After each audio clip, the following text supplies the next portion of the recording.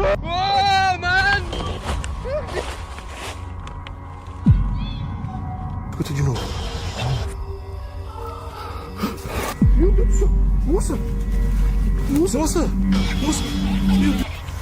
Hello. What the fuck? It's coming. What the fuck? That's it. That's this BMW. We found Tommy, I bet. That's gotta be Tommy. That's gotta be Tommy.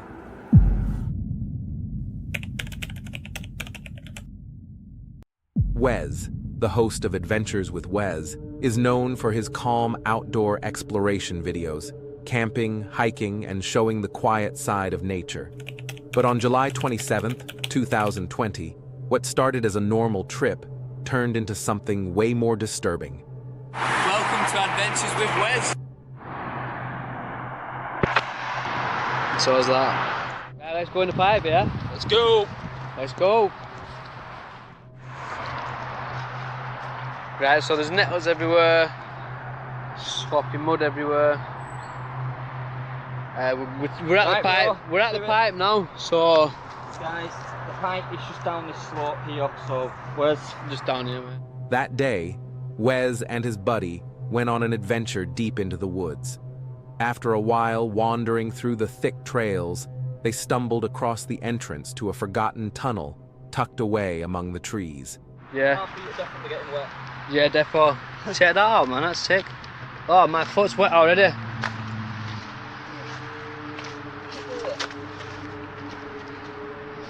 Wow, what's that smell? What? Can you smell that? Oh, it smells like raw fish or something, bro. Can you smell that? Yeah. That stinks, bro. Nasty. The closer they got, the air went heavy, and a nasty stench started to spread around them. They said it smelled kinda like rotten fish, but instead of heading back, they pushed on, curious to see what was inside. Why did he guys, move? Here's the pipe. Right. Oh! Nearly fell over again, Yeah. Right. Watch out, man. Yo, check that bike! Wow. Oh, I've been Bro, stung, man. Check that bike! Wow. Rusty. Wow, guys, that is an old school bike right there. Slippy this or what? Yeah. Right. Oh, it stinks, man. Ugh. It's like it's got worse. Oh, it has got worse, bro. It's because we're... Yeah, let me get my light on. Whoa, man! Fucking hell, me foot's in the water! Oh, man! In the pipe! As they got a little deeper into the tunnel, a body wrapped in cloth, covered with bloodstains, came into view. They froze and then took off running, through the woods, fast, not daring to look back. Guys, absolutely crazy as anything. Oh, man, that was grim. Hey, we Body right now, we need to ring the police. Absolutely crazy as anything. need to ring the police. What? We need to ring the police. Have you got a phone? No, I've not got a phone. Get Have you my got phone, one? bro, ring the police. Where is it? Where are you? Oh, that's Ring the stunk, police, that. tell them we found the body, bro. Ring the police. Ring the police right That's now. what that smell was. Ring the police! Guys, I can't believe what's just fucking happened. Oh my god. Right, so we found a body. We found a body. I've rang the police. They're on the way. We're gonna have to go. Andy, what do you think of that? Oh my god, this is crazy.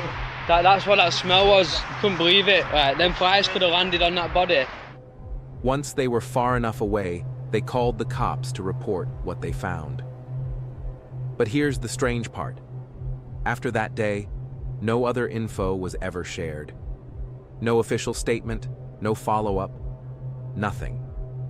To this day, nobody knows what exactly Wes and his friend came across inside that tunnel. If you've ever heard anything more about this case, drop it down in the comments. There's a channel on YouTube called Creepy Outdoors. It's run by a man who spends his nights camping deep in the woods, alone, recording every moment from his own point of view. But on October 26th, 2022, things were different. That night he set up camp in an unnamed forest. No signs of life, no trails, just him, his camera, and the sound of the fire. He sat by the flames, listening to music, completely unaware of what was about to happen.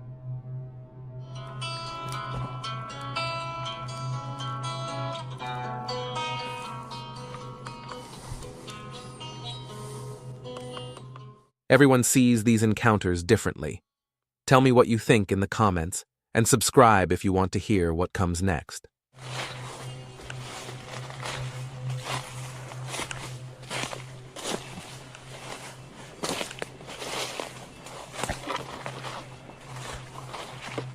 Later, he grabbed his flashlight and started wandering into the trees. For a long time, nothing seemed wrong, just the crunch of leaves beneath his boots and the faint hum of the night. But then, it happened.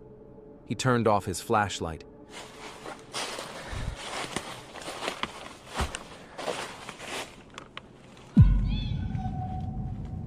Oh, fuck. Oh, hi. What the hell? I need to get out of here. Oh, boy. Oh. Okay. That was fucking creepy. I need to get out of here. Oh. Okay. And from somewhere in the dark, a voice whispered. It wasn't close, but it wasn't far either. The kind of distance that makes you freeze, because if you run, it'll hear you. He knew he was alone out there. No one camps in that forest. No one should. He turned his flashlight back on, trying to stay calm. Then he left.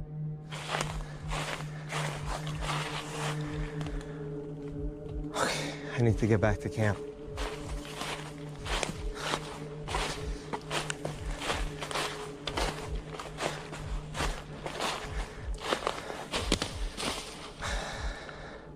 It could have been campers, but this area is extremely secluded. No screaming, no panic, just quiet fear and the sound of his breath. When he posted the footage, viewers described it as one of the most unsettling moments they'd ever seen. One comment said, "It's the voice and how it echoed that made it extremely eerie." It was almost perfectly horrifying. Maybe it was another camper, maybe an animal, or maybe someone out there, watching, waiting, whispering on purpose. Because the real scares, they don't come from the dark, or the ghosts, or the monsters. They come from the people who hide among them. Unfazed by what happened, he continued posting as usual, as if that voice in the dark never existed.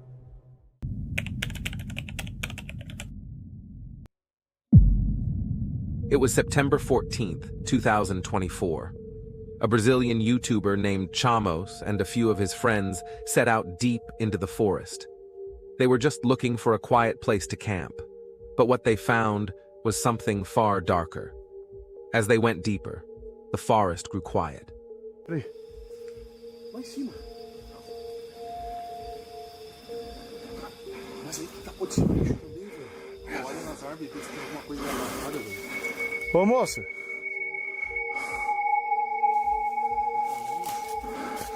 Ô, Jefinho, será que pode ter armadilha aqui, velho?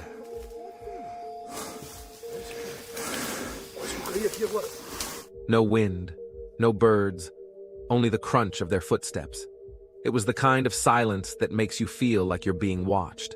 Tinha uma mulher aqui pedindo socorro. Tinha uma mulher que pediu socorro, tenho certeza, mano. Eu não sei se é que eu... Oh, meu Deus do céu, Jefinho. Machucou? Moça! Responde, moça!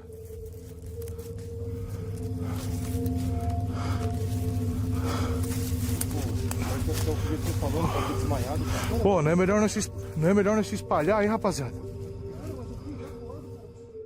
Then, a sound.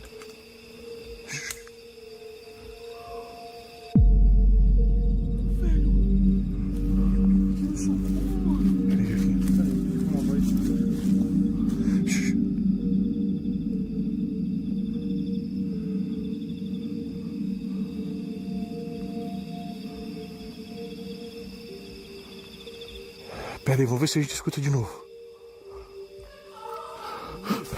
Cadê? Oh, meu Deus do céu, velho, meu Deus. Meu Deus. A woman's voice, faint, distant, echoing through the darkness. They stopped. It didn't sound normal. At first, fear kicked in. Their first instinct was to turn back, to run away from it. But as they listened closer, they realized this might not be something paranormal. Someone could actually be in danger. Ou a gente vai atrás dessa mulher, ou a gente não vai. Não, vamos se embrear no mato e vamos então. Tu vai? Tem bateria pra continuar gravando aí? Eu tô até com medo de gravar isso aí, Jefinho. Como é que não... E se for algum crime, a gente se envolve nisso aí, mano.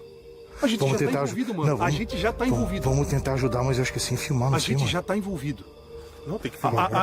A filmagem é uma segurança pra nós, pô. They paused, then followed the sound, calling out to her.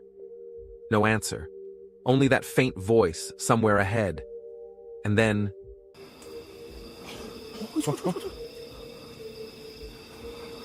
Parece que tá tão perto. A gente tá bem fechado da mata aqui, cara. Tem um tronco caído aqui. Tênis, mano. Um pé de tênis aqui, ó. Isso. Moça. Olha aqui. Onde, cara? Tá no chão. Moça do céu. Meu Deus do céu, velho. Meu Deus do céu. Moça. Meu Deus, calma. Moça, meu Deus do céu, cara. Tá amarrada. Calma. Cara, ajuda a desamarrar ela aqui. Ô, Jota, ajuda a desamarrar ela, cara. Ilumina aí, velho. Cara. Deixa eu botar a câmera no chão aqui, cara. Meu Deus do céu. Jota, desamarra ela aí, velho. Calma, moça. Aqui. Solta ali. Aqui. Solta aqui, velho. Caramba. They saw her. A woman, tied to a tree, barely able to move. They rushed to her and untied the ropes. She could hardly speak. Caramba, Eu pego cedo. Um cara apareceu armado. Olha só, velho. O cara apareceu armado, ele me rendeu, ele tava armado, ele me trouxe pra cá. Ele fez alguma coisa contigo? Moça? Que hoje eu não ia ser útil, que ele ia voltar um amigo. Caramba, velho, como assim? Calma, moça, calma, eu tô te soltando. Nós vamos te ajudar, tá? Nós estamos aqui pra te ajudar, tá bom? But she told them what had happened. Earlier that morning, a man with a gun had robbed her and left her tied there, hoping no one would ever find her. They gave her water, comforted her, and stayed by her side until she could stand. It was no ghost story, no legend of the woods, just a real nightmare, one that they'd never forget. It was the first night of the new year, January 1st, 2024. Belgian explorer Siaz and two of his friends drove deep into a forest they barely knew. They were chasing another ordinary exploration video, but the forest had different plans. Dit is wel spannend, ja. Pak hem op. Echt, oh man. Dit is... Dat is een mechelaar of zo. Nee. As they stepped out of the car, the only sound that greeted them was the barking of dogs. Not distant, but sharp, warning barks that seemed to echo from somewhere inside the trees. Ja, hoor die hond, ja. Hier is de ingang, de poort. Ja, dat staat eigenlijk duidelijk privaat op. Privaat, dit is een plaats van gebed. Gelief onze ruimte respecteren, gebed. En daar staat op, pas op, waak. Two barriers marked the entrance. The first looked handmade, branches and sticks woven together like a fence, a rough plank nailed across it. Private, this is a place of worship. Just behind it, a second sign. Metal, dented, the letters fading under rust. It read, "Warning, beware of guard dogs." They laughed it off, another dramatic attempt to scare people away. And so, ignoring the warnings, they walked in. Of zo geworden. Hallo? Ja, Mogen wij hier ja, wandelen? hoort je het? Die deur, die wint niet. Ik hoor ze... Nee, dat was een beest. Zeker? Ja. Oh, Nee. waar is dat? Dat was een deur. Dat is een deur, hè? Hallo? Ik de wind ook gaan, ja. Waarschijnlijk zo. Oh. For a while, nothing but the crunch of leaves beneath their feet. Then, a single sound cut through the night.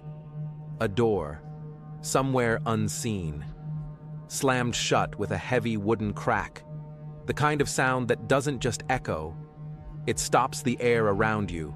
But they didn't stop. They pressed on. Oh manneke, dit is sketchy. Dus ja, hier gaat iemand wonen gewoon nog. Dat kan toch niet aan? Hoezo?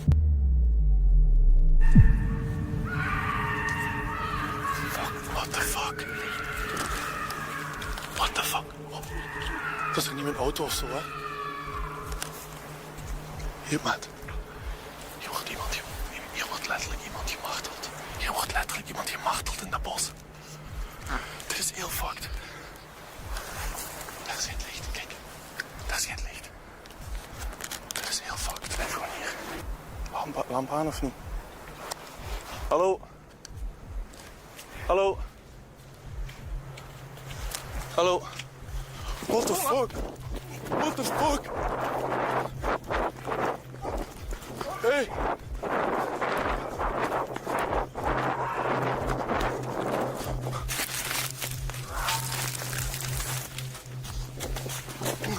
And then, from the darkness ahead, a figure appeared, a woman, walking fast, and in her hand, an axe. The group turned and ran.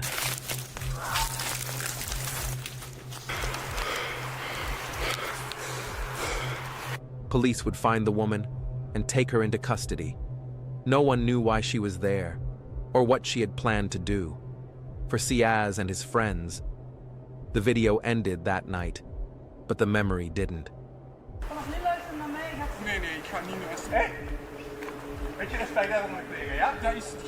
Because sometimes, the things that wait in the dark aren't ghosts, they're people.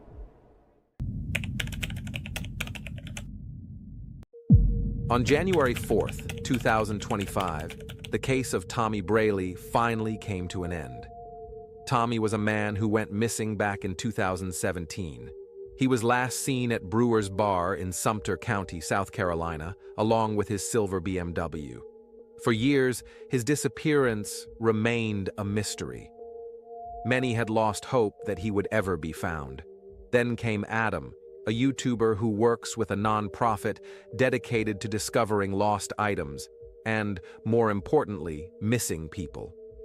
With his fellow searcher Jason, he decided to take the lead on Tommy's case, determined to bring this long-running mystery to a close. And we've been doing searching for the past years for Tommy, because he just basically vanished after leaving a Brewer's Bar and Grill in downtown Sumter, which has since closed by now. They had a lot of issues there, apparently fighting, and I've heard a lot of rumors about this bar. But he was out with his coworkers, having a good time. He left at like 2 a.m., vanished. He only had like a 15-minute drive back to his house, but neither him or his car has been seen since. So me and Jason, we've been checking so many places over the past few years for Tommy. Just all the signs to us point, when a car goes missing, you're in the woods or the water somewhere. There's a lot of woods, but by this time, usually hunters or somebody would have seen him if it was obvious. There's not a ton of water. There's a lot of little spots, and we're just, continuing to search. And you've been out here the past few days looking, right? Yeah, I was here Saturday. It looks like it could be a car. I mean, it's a car-shaped object out towards this way. I don't know if they came around that curve here. Yeah. And like shot off right there, but I've seen no signs of car parts. But we're talking, 7 years ago? Jason spent days scanning the waters with sonar. Finally, his device picked up something that looked a whole lot like a car near a bridge. Curious and full of hope, Adam lowered his underwater drone to get a closer look. All right, I have my drone in the water. Got it set up on the app so you can see on the screen. We're gonna send her down and see what this object is. Let's go down.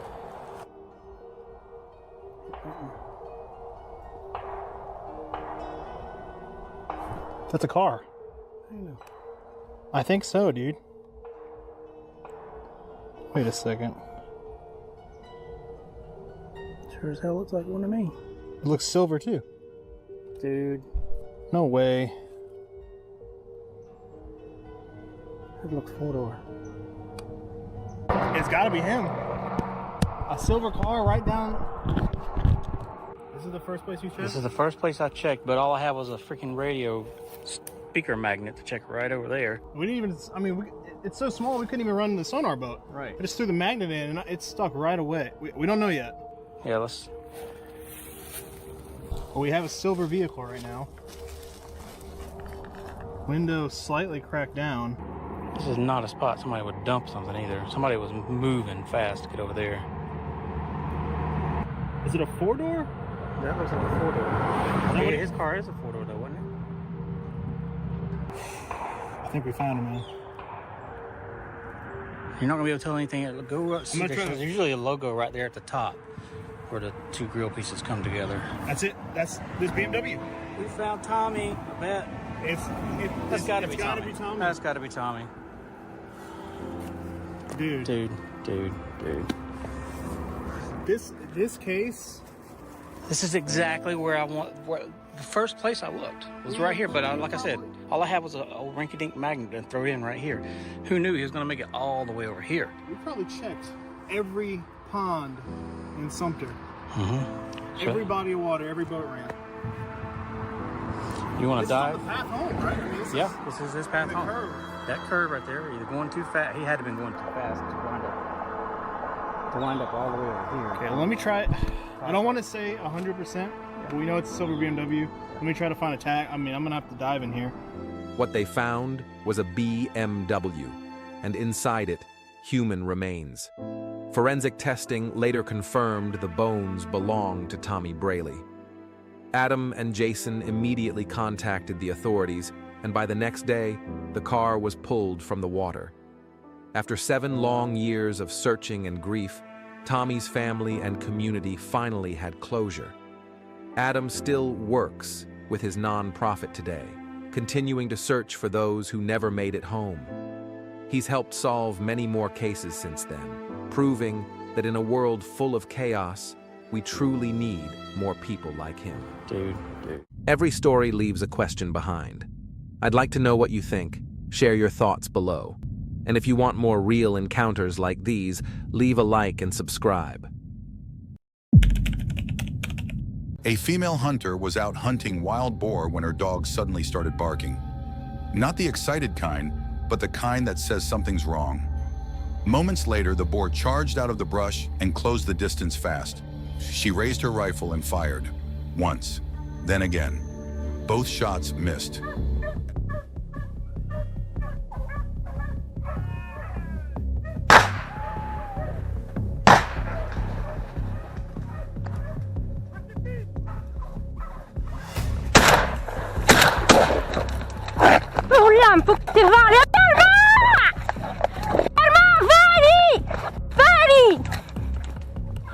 At that point, this wasn't a hunt anymore. She walked away shaken but alive, a reminder that in the wild, things don't always go according to plan. And sometimes surviving comes down to instinct, nerve, and refusing to go down easy. This is Sergey, a seasoned hunter known for taking on long, grueling expeditions, sometimes lasting days or even weeks, surviving deep in the wilderness with only his gear and experience. One day, a friend told him a strange story about the Sayon mountain range, a remote stretch of land far from any nearby towns. Locals claim the area is cursed, tied to black magic, strange creatures, and restless spirits. Sergey didn't buy into any of those stories.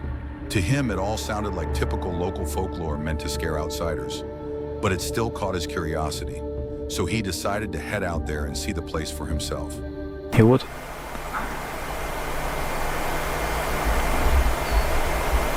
Она не мелькает.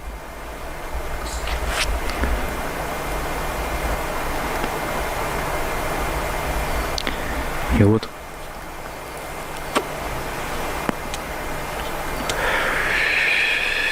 Что я хотел сказать-то забыл.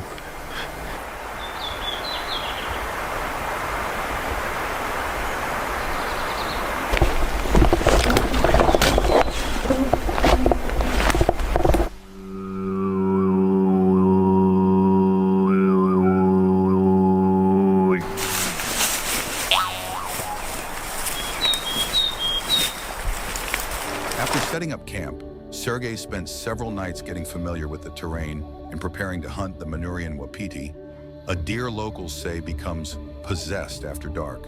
He set up decoys in spots where the animal might appear and settled in to wait. But once the sun went down, Sergei began hearing something unusual.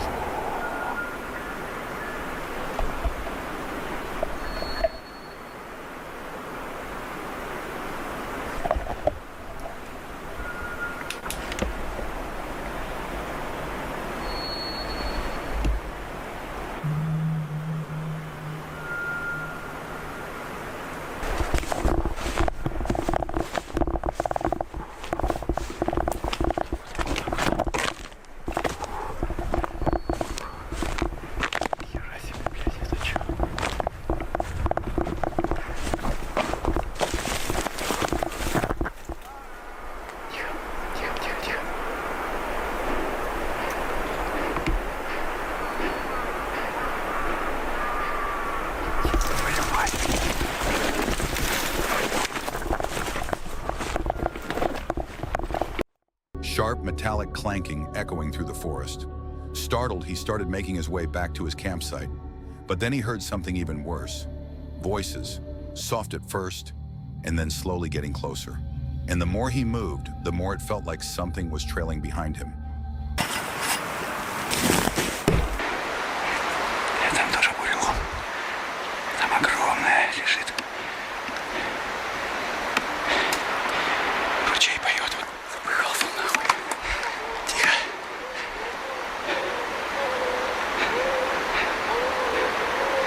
Вот там где-то, блядь.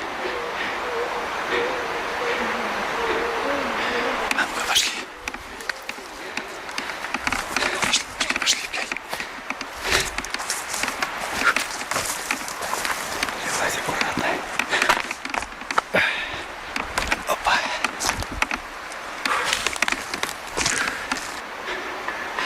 Опять нахуй.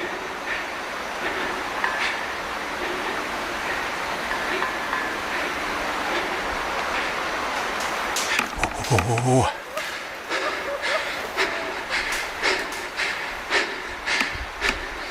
Ты чё, блядь?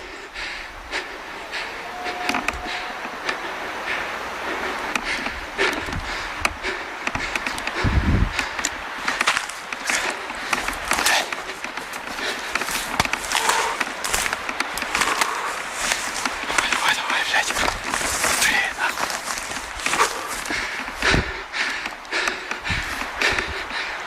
Туда давай, блядь. На дерево, нахуй. Не боись, не боись, не боись. Тихо, осторожно. Блядь, вниз не улети. Тихо.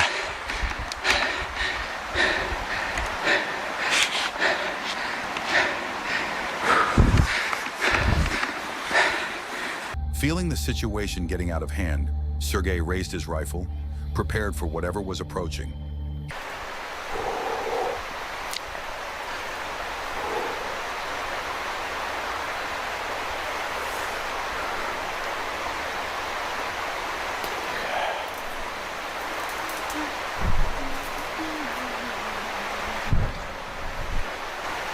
О, блядь.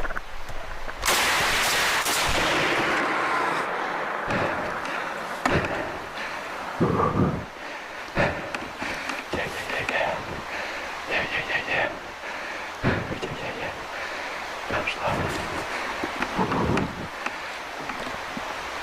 Будем сражаться до конца.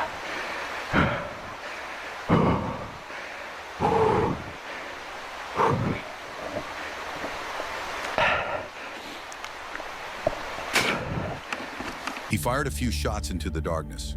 For a moment, the forest fell completely silent. Knowing it was too risky to wander in the dark, Sergei climbed up into a tree and stayed hidden, hoping daylight would come quickly. But after some time passed, the unsettling sound started again.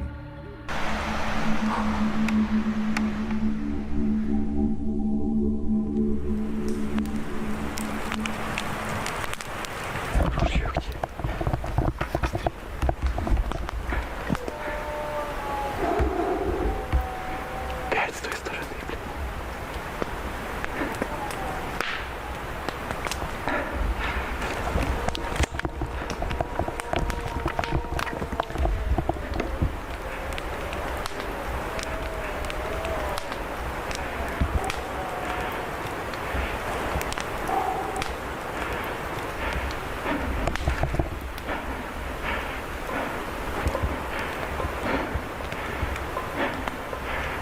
развлечение это идти, твою мать.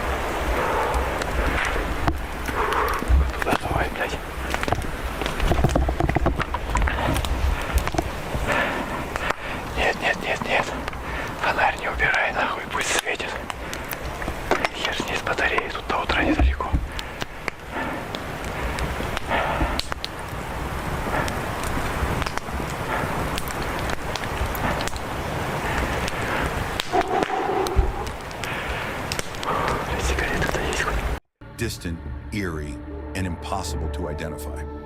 He stayed up in that tree for 2 straight hours, freezing in the cold night air, until he finally climbed down and built a fire just to keep from freezing. Thankfully, nothing else happened after that. But the real question is, what exactly was out there? Some people think the footage is fake because of the low quality and how everything unfolded. But honestly, I buy it. And even if someone insists it's staged, it's pulled off extremely well, and I can respect that too. Let me know what you think. Was Sergey really alone out there, or was something else roaming those woods? Shoot him again. Good shot.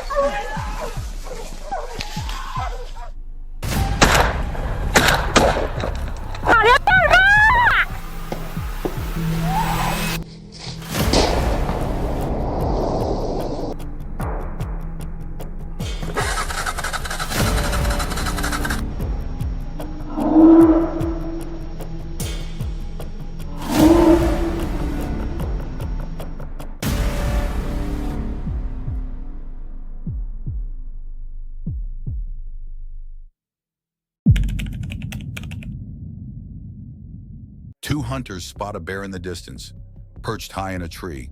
One urges the other to take the shot. The shooter steadies his aim and fires. Once, twice, 3 times.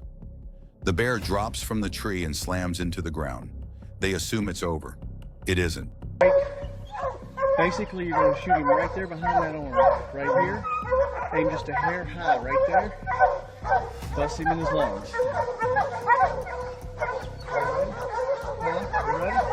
Do your thing. Immediately reach aim and get ready for second. Ready? Yep.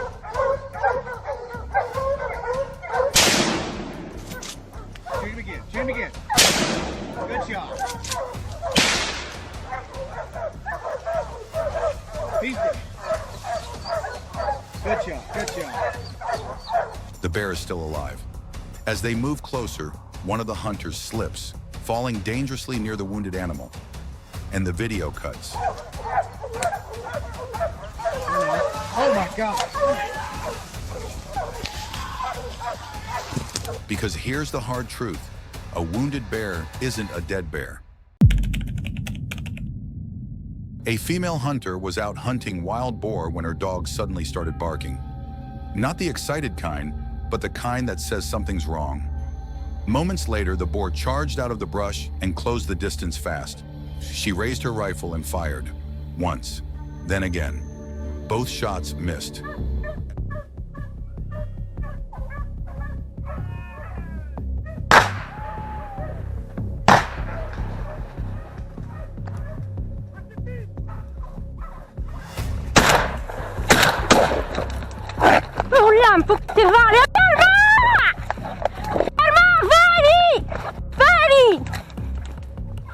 At that point, this wasn't a hunt anymore. She walked away shaken but alive. A reminder that in the wild, things don't always go according to plan. And sometimes surviving comes down to instinct, nerve, and refusing to go down easy. This video documents the terrifying experience of two indigenous friends, Frank and Don, who were hunting together in the mountains of Alberta, Canada. What started as a normal hunting trip quickly turned into something only one of them would survive. At the beginning of their trip, the two split up to hunt different parts of the river valley, watching the game trail from separate tree stands. As daylight began to fade, Frank started hearing strange noises coming from deep in the forest. Curious and a little uneasy, he began recording. What he captured was unsettling.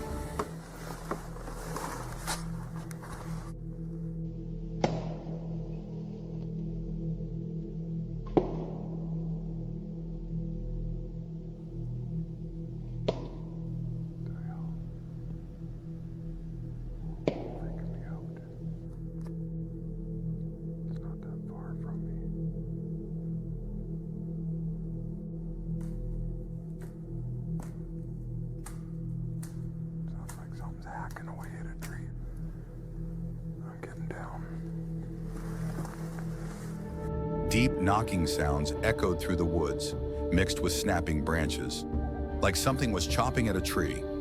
As Frank climbed down from his stand, the noises grew louder and more aggressive. I'm getting down.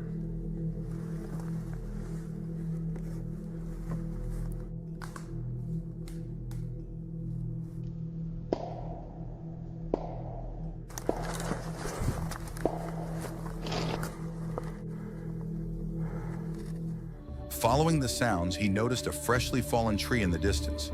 Feeling uneasy, Frank decided to regroup with Don before it got dark. But when he reached Don's tree stand,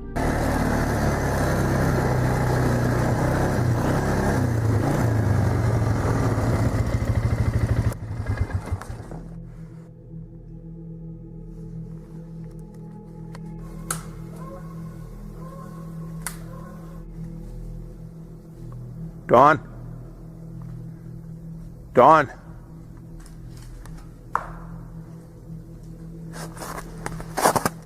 Don was gone.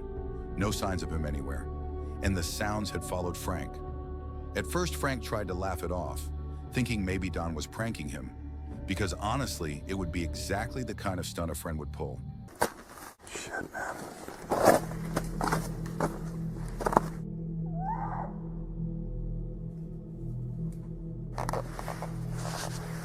Just heard something again. But the noises weren't funny anymore. They were getting closer. Frank tried to hop on his ATV to go search for him, but of course, because bad situations apparently come in bundles, the ATV refused to start.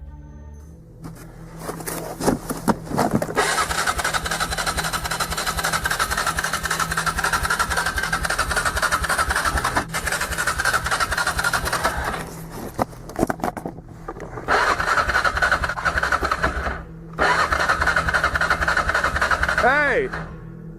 Is that you?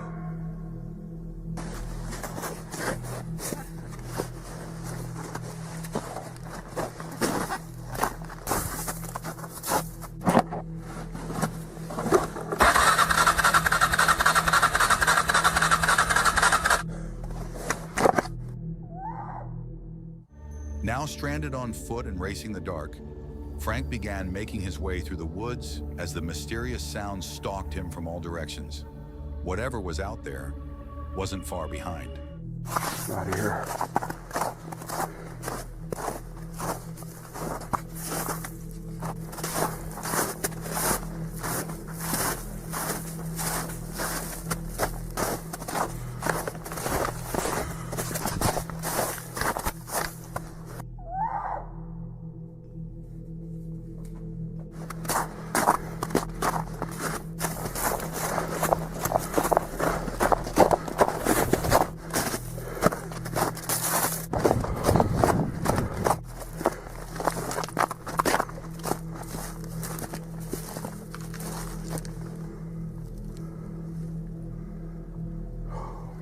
He eventually stumbled onto something disturbing.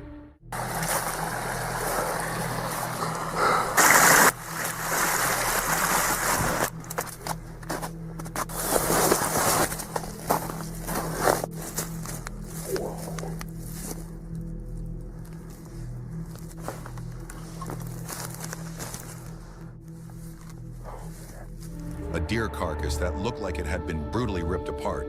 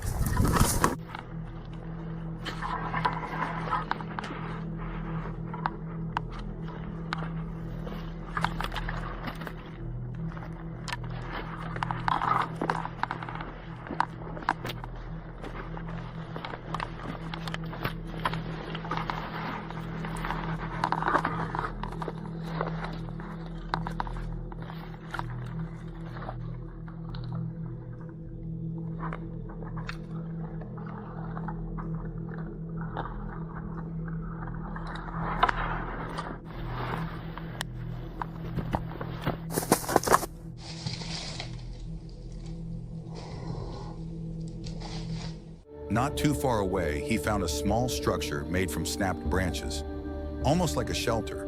But with the noises creeping up behind him again, he didn't stick around to study it. He ran through the forest for several minutes, but no matter how fast he moved, the presence chasing him never seemed to fall behind. With no way out and nowhere to hide, Frank made the last decision he could. He turned around to face it. Dang, it's stalking me, whatever it is.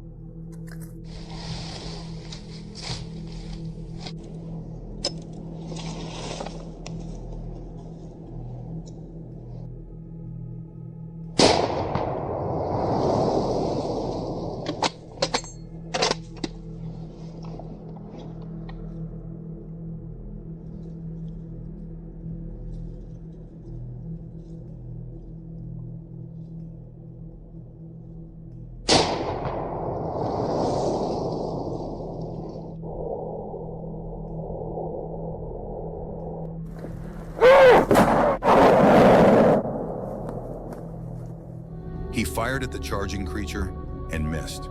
The impact knocked him flat. Pinned to the ground by something he still couldn't fully see, Frank did the only thing left. He played dead. Minutes later, the footage shows his body being dragged across the snowy ridge. Hours after blacking out, Frank woke up inside what looked like the creature's den.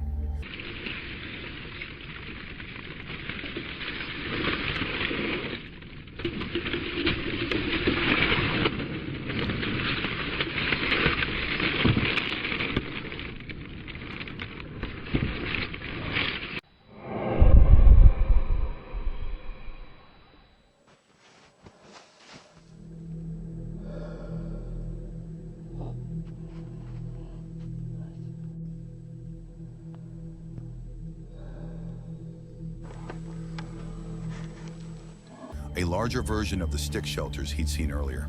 Smaller structures surrounded it, decorated with animal bones. And worse, a few yards away, he saw a small shrine displaying the body of a juvenile creature.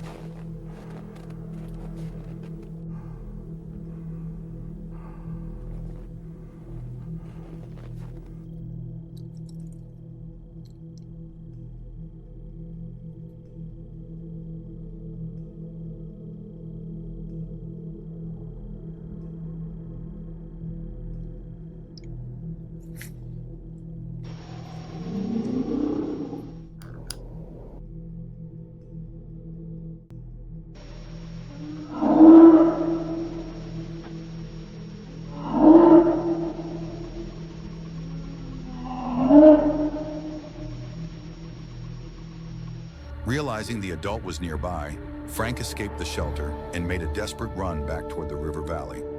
Eventually, he reached their original hunting area, and that's where he found Dawn, or what was left of him.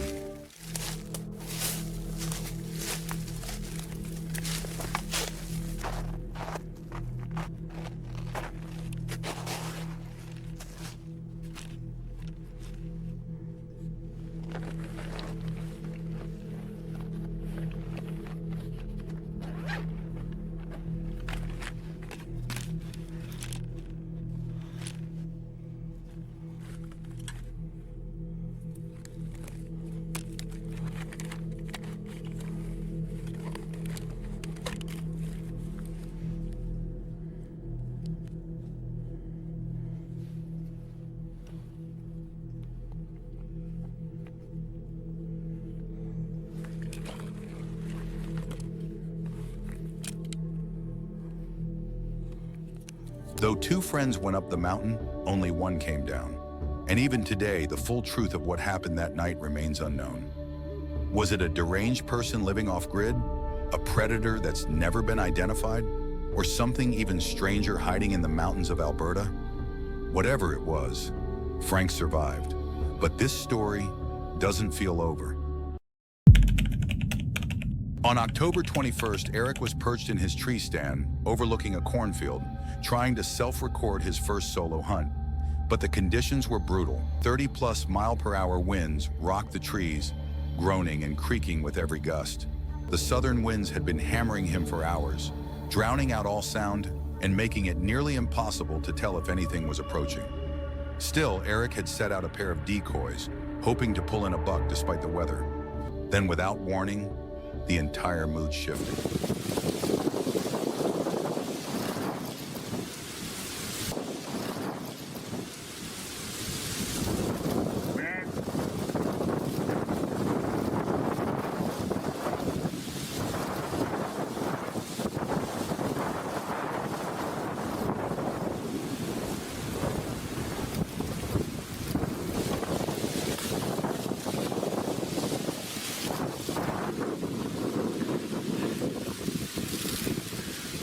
Shaken.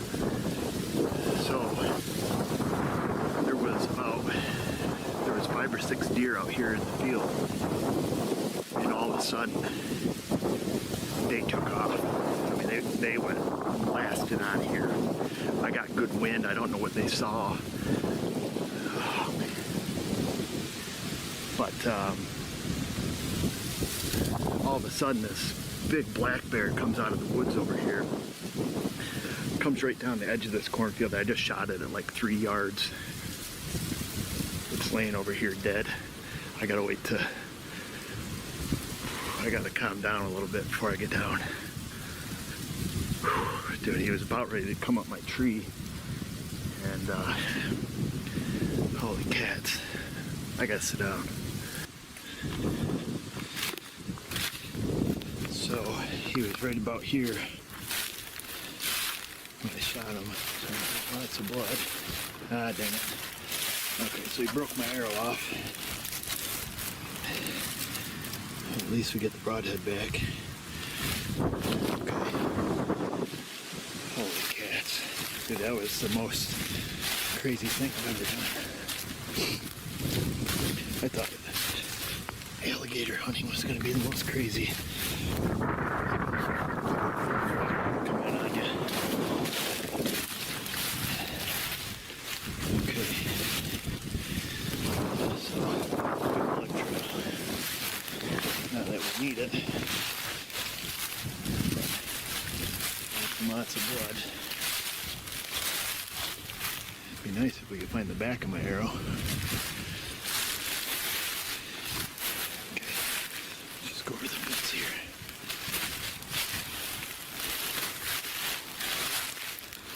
Right there.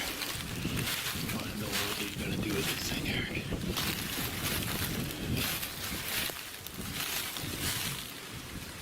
Okay.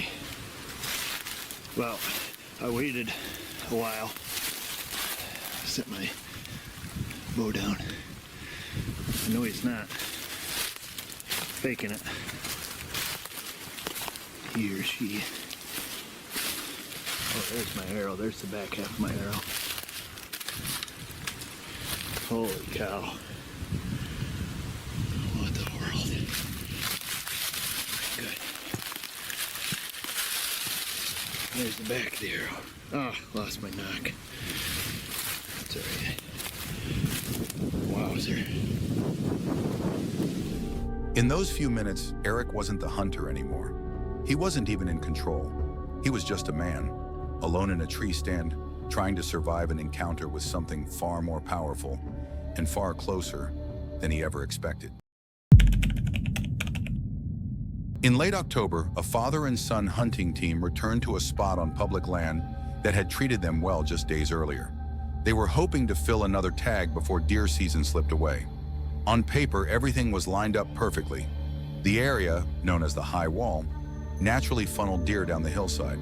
During the rut, Duz often used it as an escape route when bucks were pushing hard.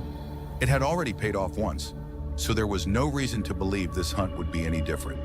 The father settled into position, perfectly still in a cedar tree, while his son filmed from nearby. The woods were quiet, calm, exactly what you want during a sit. Then, something stepped into view that wasn't part of the plan.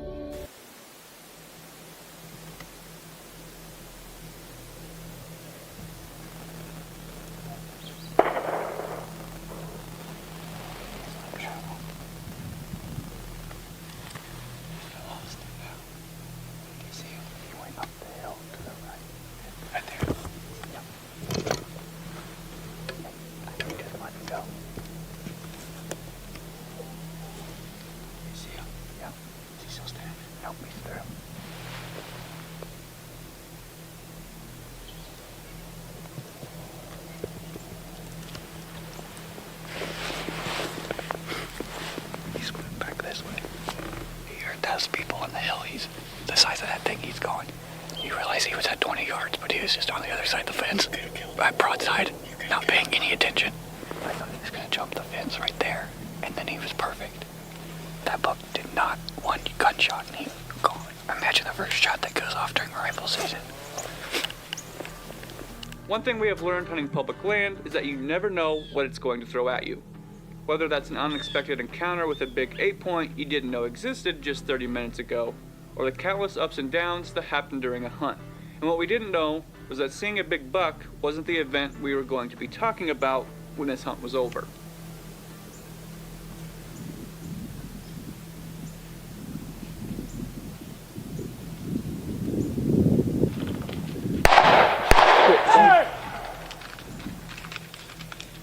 They shot right at Dad. Yeah, he did. Well, there goes everything. Yeah. They don't care. I don't think. I don't know that he even heard it. It was literally shot right at You Dad. okay? Yeah, sitting there in that tree and trying to get your attention. I thought, I'm so sorry, I thought I heard you, I heard like a whistle. So then you shot. I'm sorry. that pheasant hunter ended up working his way around to our side here. And as that pheasant hunter got closer, he whistled, I don't know, 8, 10 times at him.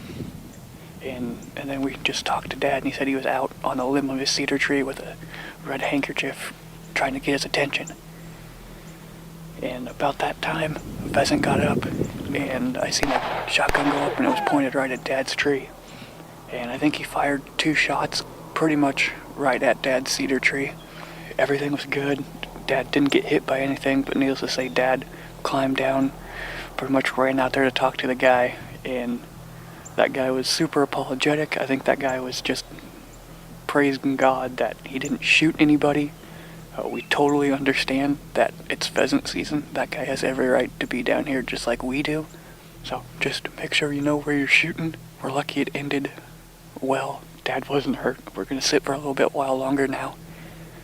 But that may have just kind of put a little bit of a damper on the deer movement for a little while. But all's well that ends well, I guess. November deer hunting can be unpredictable like that. Some days are hot, some are ice cold, and most fall somewhere in between. All you can really do is keep hunting and hope your luck holds. But for this father and son, their luck had already been spent. That day didn't end with a filled tag, and honestly, that didn't matter anymore. The fact that they both walked out alive and uninjured was the only success worth counting. The buck could wait. They thought it was just another quiet bow hunting trip, but something showed up that neither of them could explain. In September of 2023, 2 close friends and longtime hunting partners were out on a bow hunt when they began experiencing something unsettling. The feeling that they weren't alone. Not an animal they could identify, but an unknown presence moving just beyond the edge of camp. On September 8th, the first night of camp, they heard something moving through the woods nearby. Heavy footsteps, slow, deliberate. At first, they brushed it off, assuming it was probably a bear sniffing around the area. Just to be safe before heading out for their hunt the next morning, they set up a trail camera pointed directly toward their camp. That night, the camera stayed rolling. At 2:10 a.m., something triggered it. Then again, at 2:12 a.m. But this time, the camera didn't just catch movement, it caught something else.